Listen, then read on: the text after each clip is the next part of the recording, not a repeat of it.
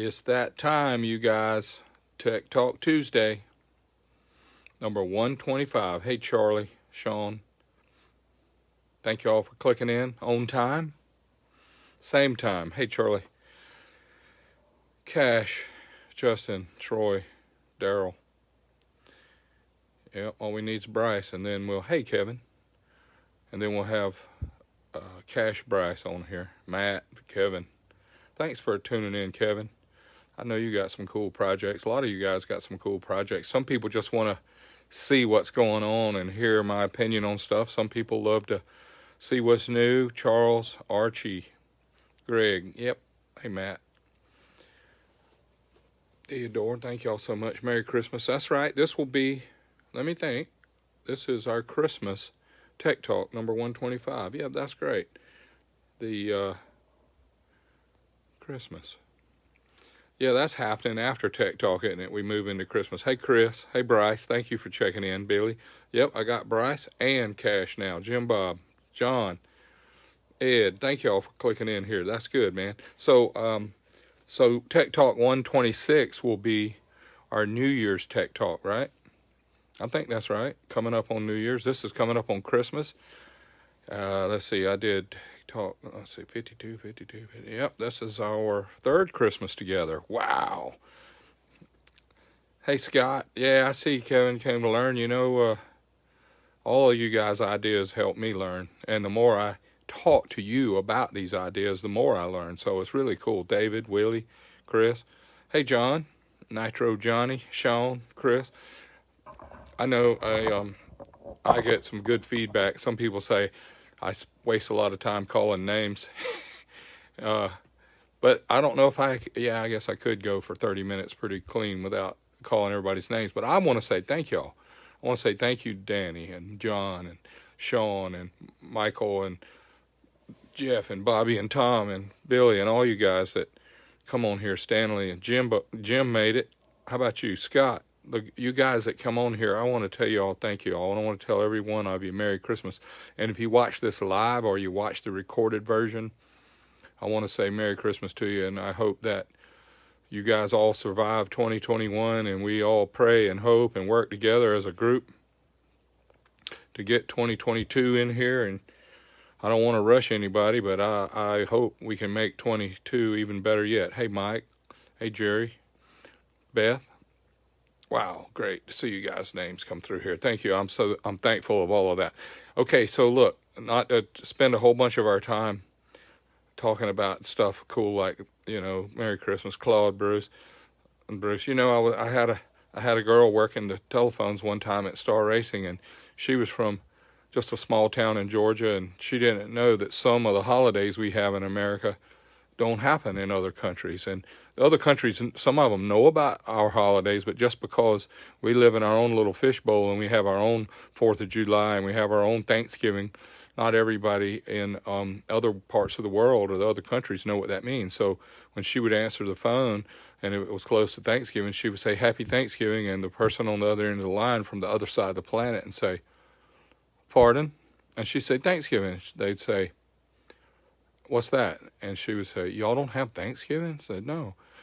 She didn't realize that Thanksgiving for us was when the Pilgrims came over on the boat and found New England and traded some land to the natural habitats of this country for some trinkets. And it was a good deal for us, but here we are, all of us now. So with that said, not to make it political or make it all about people, I am thankful that all of us came from all different places, and the blend of us today is who we are. Last thing is one time we were having she talked to a fellow on the phone that was having an eclipse at his house, and it was dark, and she said, How's the weather? And he said, It's dark. And she said, Oh, what do you mean? At nighttime? He said, No, we're having an eclipse. She said, What's that? And he said, the moon is blocking the sun. And she said, Oh, that happens here at night. We get dark every night here. Anyway, it was pretty cute to see just people know what they know. And I'm not making fun of anybody. I'm just telling you that's the way it is. Just like this engine stuff. If you know, then you know. I think I know some stuff, so I'm going to spend a few minutes telling you some things I think I know and not making fun of anybody, because if you guys are tuned in here, either you want to learn more or you want my opinion or you want to see if I'm right or if I'm wrong, or whatever the reason is, I welcome you. I thank you, and I appreciate you guys coming and checking 125 weeks in a row. How amazing is that, y'all? And I know some of you guys been here every one of them, and I know I've been here every one of these, and I'm very thankful for the opportunity to come out and tell you about stuff. So I made a little bit bucket list. I'm going to run street legal Harley Davidson that I can ride around town here in Nashville, and I'm going to try and go in the nines with it. I'm going to try and build an M8 to do that this year for myself, and I'm going to share the ideas and the build with you guys. And it's engines. It's engines, y'all.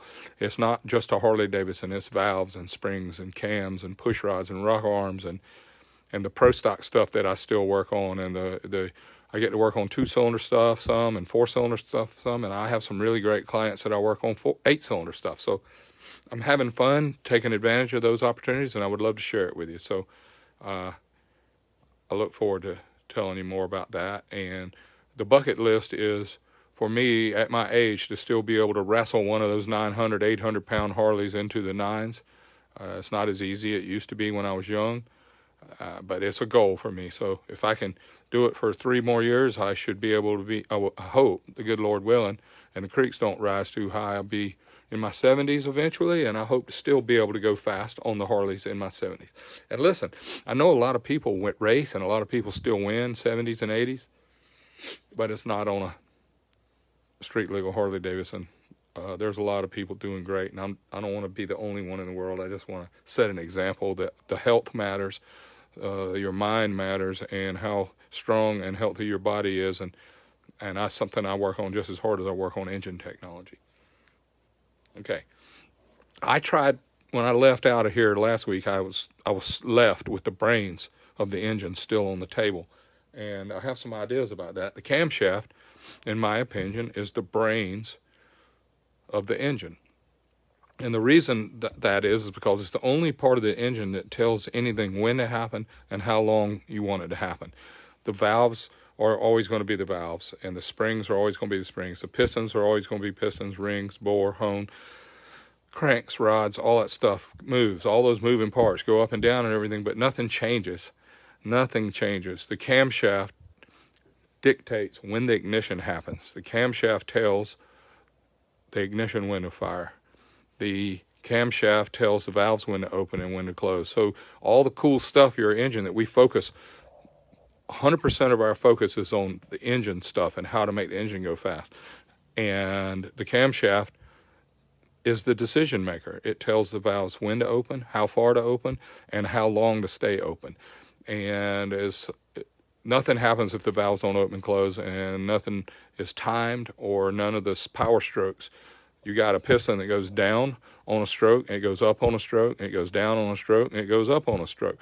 Until you put the brains in, then one of those strokes is now called the intake stroke, and then it's called the compression stroke, then it's called the power stroke, and then it's called the exhaust stroke. And all of those strokes are named and used based on the brains of the engine, which is when does this valve open, and how long is the valve open, and how far does it open, and then when does it close. So that sounds very elementary, but I want to tell you a little bit about why that is. And the one reason I know that is because I have Spidey sense. Yep, Spider-Man movie is out now. I haven't seen it, but I understood that it got a huge box office smash this weekend, and probably one of the best of all movies. I think top 8 movies in the world so far have grossed that much in one weekend. And I've been a Spider-Man friend or fan since I was a kid, reading the comic books. I used to ride my bicycle down to Turner's Air Market down on Second Loop Road, and I would sneak in there whenever I could without getting run over by the traffic on Second Loop Road, riding my bicycle. I would go to Turner's Open Air Market on Second Loop Road, even with 3 different houses I lived in over my time of being a bicycle rider, and that was a really great place to go. It was funny. I'd never seen a store that had a dirt floor, and the windows were 2x4s that were not 2x4s. They were 4x8 sheets of plywood that would hang down in front of the windows, and then he would open up. He would flip those up like a shack at the beach, but this was on Second Loop Road. But anyway, it was great. Maybe some of you guys know what I'm talking about. But I also have been several weeks. I've put this piston in here, and I wanted to share with y'all. This is a big Milwaukee 8 piston. It's a 4.4 bore, I think it is. It's really big. That's big for a Chevrolet. Big for a big block Chevrolet. That's really big. I mean, you know, the Hemi Chrysler Hemi 426 had smaller bore than this. The 454 had a smaller bore. All small blocks were smaller bore. There was no engine came from the factory with a 4.4 bore, so you can see how big this is. Now, I posted on Facebook today a little bit about the laboratory that I worked in at Star Racing for 15 years, and it was on a really big bore engine. And this is one of the pistons. Let's put these down so you can compare. 4.4, 5.1.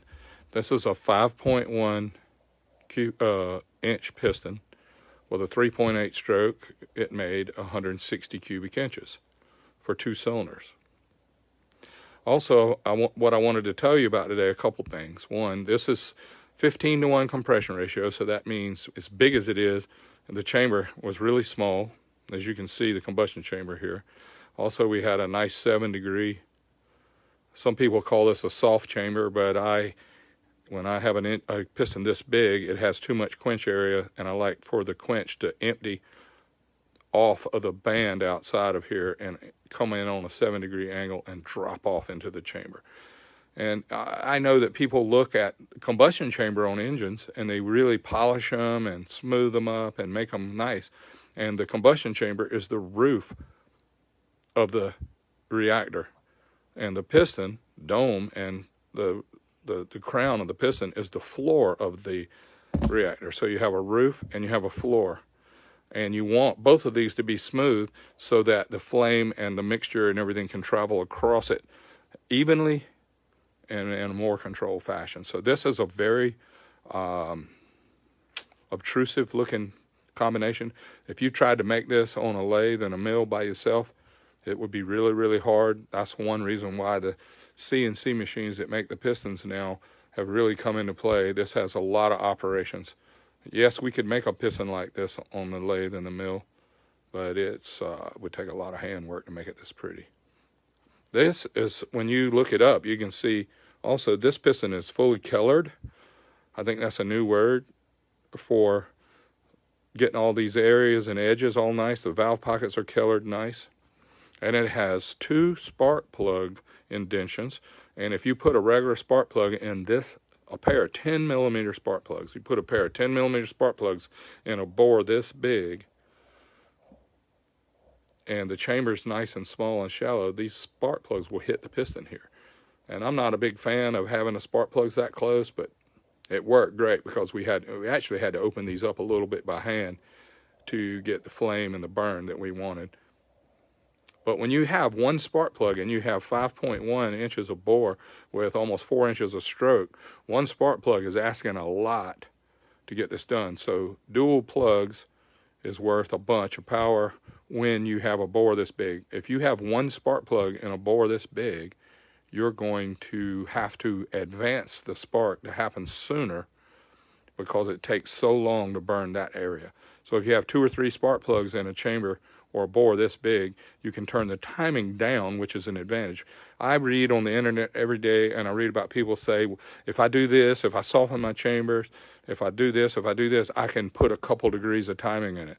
Well, let me tell you, George Bryce is not a fan of adding degrees of timing. I want to do everything I can to my engine where I can run the ignition timing as low as possible. So if you run a nitrous engine and you want to make changes to your engine so you can add timing to it, I'm going to suggest you spray it harder and put a little more nitrous in it and take timing away, because the net result will be more power. Ignition timing is called lead. That means you have to advance it. You have to advance the timing before top dead center in order to get good burn. And I'm going to break it down for you real quick just to show you what that means. If this is a burn curve, this is TDC, this is crankshaft rotation, and this is where the piston would go to the top, and this is cylinder pressure. When the piston's coming up, on the compression stroke, it will look something like this. And when it gets past TDC, then you want peak power, and then you want it to slope off towards the bottom. In order to get peak cylinder pressure after TDC, this is TDC. After TDC, you might want it at 10 degrees or 15 degrees after TDC to make the most power you can. How do you get that? Well, it depends on this dome, this chamber, or this dome, or this chamber, and I'm going to tell you about this one in a minute. But you may have to start it, the spark plug, at 40 degrees before top dead center. You may start it at 20 degrees before top dead center. But if however long it takes to get this mixture burned, the air and fuel burned to get peak pressure after TDC, you want the spark plug to start before that. But remember, this is on the compression stroke. So when your piston is coming up to TDC, it's coming up, and when it's squeezing the mixture and it's not all the way to the top yet, in order to get it to make the most power, you have to start the spark plug before it gets to the top. So it's coming up, and the crankshaft's trying really hard to squeeze this bore times stroke into this area, and then you light the spark plug off at 40 degrees or 30 degrees or 20 degrees before top dead center. That means that now you got a fire started, and the combustion, nope, the compression, the mixture, the air and the fuel's coming up, and you're squeezing it, and then you light it off before TDC. That's fighting. This piston is now getting already started to light off, and it's already starting to burn, and the cylinder pressure is building before top dead center. And when that happens, now you're robbing horsepower of the other cylinders. You got a 4-cylinder, you got 3 guys trying to help squeeze this. You got, when this one gets, you light it off too soon, it gets into a real bind, and it stops the crankshaft from rotating. If it lights off too soon, it will pre-ignite, detonate, spark knock, and it will actually stop the crankshaft from rotating and blow the head off, blow the head gasket out, or maybe even break the rod or throw some bearings out of it. So this matters when you start this spark plug advance. It's called timing advance. It's called spark advance. That means advance means before TDC. You can run it over here real early and end up with a bunch of trouble, or you can run it real late and end up in good shape, but it doesn't make as much power. In order to make the power, every fuel requires a different spark lead. In other words, a low octane 87 octane gasoline may take, to keep this thing from detonating and to give you peak pressure after TDC, you may have to light it off at 20 before top dead center. If you've got nitromethane, for instance, red, I see a couple nitro guys on here, they have to start it at 50, 55, or 60 degrees before top dead center in order to make the peak pressure happen after TDC. If you waited till 20 degrees before to light nitro, it would never make any power because the peak pressure would be way over here. Piston's already gone down, and the connecting rod's already lost its advantage. So that matters. Going back to this piston, just so you know, this piston comes from this engine, this Milwaukee 8, comes from the factory with a spark plug here, a spark plug here, and it has a compression release in the center. So it has 3 spark plug holes in the head. It looks like 3 spark plug holes, but this one's for a spark plug and this one's for a spark plug. And when you light these both off at the same time, which is, it allows us to run less spark advance, so this engine can make more power.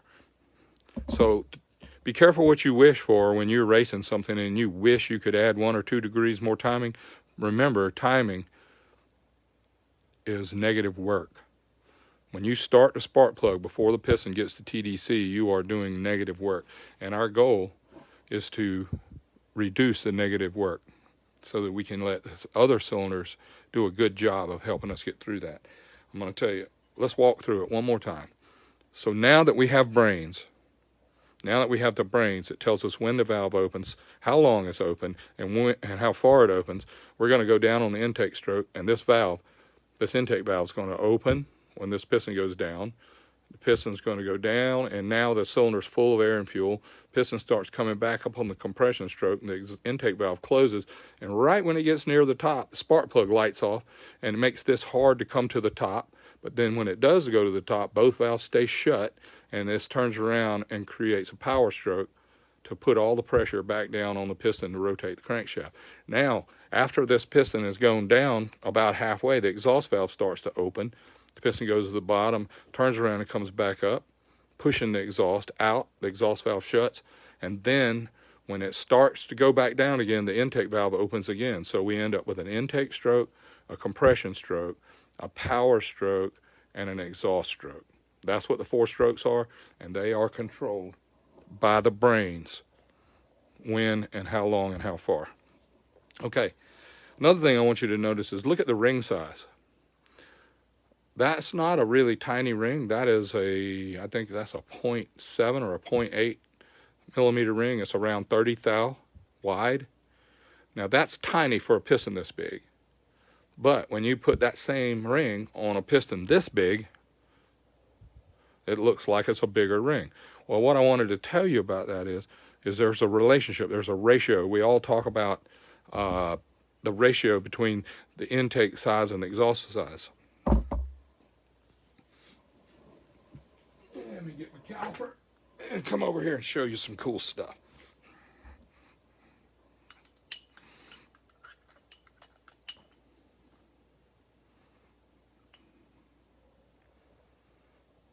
Pistons, 5-inch, 150, big piston.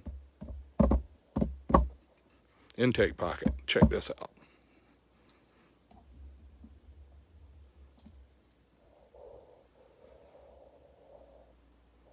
Two inches, 800, intake valve, pocket, exhaust valve.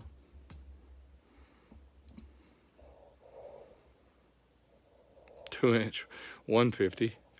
So we would run 2-inch 800 intake valves and 2-inch 100 exhaust valves.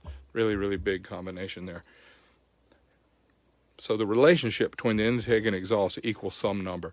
People take the two valve size and divide them and get a ratio between intake and exhaust. There's also another ratio that's not very much considered, and that's ring size to bore. In other words, if you have a 1 millimeter top ring, that is a giant ring on a 3.5 inch Suzuki Pro Stock piston. A 1 millimeter top ring, that's 040 thick, and it looks really big. Remember, this is 4.4, and a Suzuki Pro Stock piston is 3.5. So this is so much bigger, and this is a 1 millimeter ring. So the relationship between the bore to the ring is a ratio also. And this bore is giant with a small ring. So if you have a big bore, you need a little ring. If you have a middle-sized bore, you need a little ring. And if you have a little baby piston, you need a really little ring, just to keep that relationship right. Last week I told you in detail what the rings were for, in my opinion. Please, again, all this is my opinion. So the top ring is to seal the intake and seal the combustion and seal the compression. The top ring. It's also a really big job is for it to dissipate the heat out of this piston through the rings into the cylinder wall. The second ring is also very important to seal, to keep the oil away from the combustion chamber. It's called a scraper, the second ring, and it also transmits the rest of the heat out of this crown into the cylinder wall that the top ring couldn't handle. So this is a balancing act, y'all. You want the biggest ring, you want the smallest ring you can get because it's lightweight, and when the piston goes to the top and stops, the inertia of the ring won't keep going. The lighter the ring is, the more it can follow the piston. And the piston goes from unbelievable speed to a dead stop, and unbelievable speed to a dead stop, and the ring's hanging on for dear life. It's like trying to stay in the car when the car goes to the top and stop. Stay in the car. If this car stops dead, everybody in the car wants to keep going, and if the car takes off and everybody hangs on, and it's hard. It's hard to stay with the vehicle when it's going really. The car is not a great example, but this unit right here goes 4 inches 100 times a second. It goes 4 inches down, 4 inches up, 4 inches down, 4 inches up, 100 times a second, and the rings are trying to keep up. All right, Tech Talk Tuesday is pretty interesting. At Tech Talk number 125, we were able to go over some really, really cool ideas about the brains of the engine. And this, I'm not done with all of this. This is just throwing some ideas out there for us to discuss for 7 days. And also, please understand, I'm a big fan of Larry McBride. He's the Spider-Man. This gave me Spidey sense, where I can use that information I've learned all the years to share it with you guys. I don't jump from building to building, but I do have Spidey sense, I was told. And I also wanted to say thank you all and Merry Christmas. Also, it's great. Thank you all for watching. I'm blessed. I'm thankful for you guys to pay attention. I see the number looks good of how many people's in here. I've been thankful to be able to share some ideas with you. And the Larry McBride socks, they might be Larry McBride socks, but they were Spider-Man socks before Larry McBride started racing. But hey, let's give him some props. Please give me feedback, y'all. I love for you to send me a note, Instagram, send it on private messenger, send it on Facebook. Feedback. I need feedback. I am like an engine that's got a big piston, big cam, big exhaust pipe, big throttle body, and I need to go on the dyno and get tuned. This whole Tech Talk Tuesday thing is a learning process for us. We're learning how to share this information with you guys, and feedback matters. Like if you put it on the dyno and it didn't tell you how much power you made and didn't tell you the air-fuel ratio, then it would be no good. So I don't want to just stand up here and blab, blab, blab about all this cool stuff that I think I've learned over the years. I would love to hear feedback from you. And I try to address the questions on Tuesdays. And if I can, I will.